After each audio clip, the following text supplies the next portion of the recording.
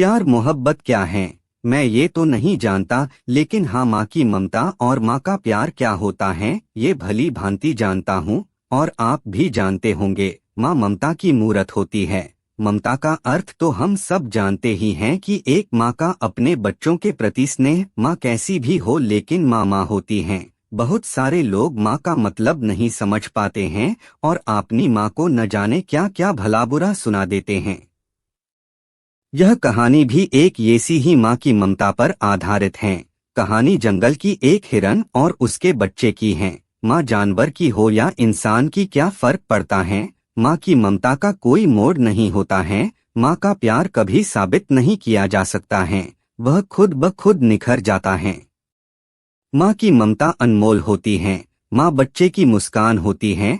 रोता हुआ बच्चा माँ को देखकर एकदम चुप हो जाता है, खुद दुखी रहती है लेकिन बच्चे पर आँच नहीं आने देती हैं। घर में माँ के होने से पूरा घर माँ की ममता से भरा होता है। छोटे बच्चे के रोने पर पूरा घर घबरा जाता है, लेकिन माँ की गोद में आते ही उसका रोना पूरी तरह हंसने में बदल जाता है।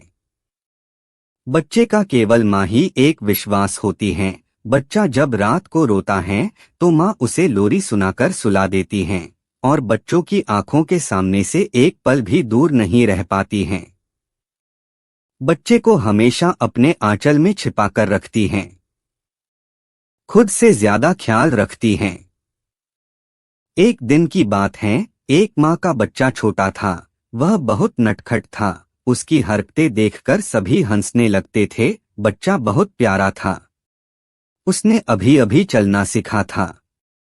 चलने के साथ ही थोड़ा थोड़ा बोलना भी सीख गया था। आस पड़ोस वाले सभी बच्चे को बहुत प्यार करते थे, लेकिन माँ के बराबर कोई नहीं होता है। एक दिन घर के बाहर कुछ बच्चों के साथ खेल रहा था। आस पड़ोस के सभी लड़के वहां खड़े खड़े देख रहे थे। उसकी हरकतों ने सबके दिल को छू लिया था। खेलते खेलते अचानक पत्थर से ठोकर लगने से नीचे गिर गया और जोर से रोने लगा। पास खड़े सभी ने उसे हंसाने की बहुत कोशिश की, लेकिन बच्चा चुप होने का नाम ही नहीं ले रहा था। एक एक करके सभी ने प्रयास कर लिया। कोई अपने गोद में लेकर खिलाता तो कोई गुदगुदी करके हंसाता, लेकिन वह तो और ज्यादा रोने लगा। इतने में माँ आ गई। माँ ने गोद में लिया और कहा, किसने रुलाया मेरे लाल को? इस पत्थर की इतनी हिम्मत, मेरे बच्चे को रुलाया। चल इस पत्थर को मारते हैं। माँ की बात सुनकर बच्चे ने कहा, नहीं माँ, पत्थर भी रोने लगेगा। बच्चे की बात सुनकर माँ हंसने लगी, बच्चा भी हंसने लगा और पास खड़े सभी लड़के भी जोर से हंसने लगे। माँ से बढ़कर त्याग और समर्पण की मूरत भला और कौन हो सकता है? हम कितनी भी गलतियां क्यों न कर ले, माँ हमेशा बच्चे के हित में ही सोचती हैं।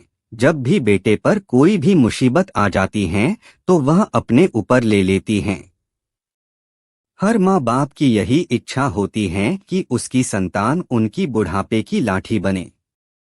लेकिन इस विकास की लहर में हम सभी अपने अधिकारों और कर्तव्यों को भूलते जा रहे हैं।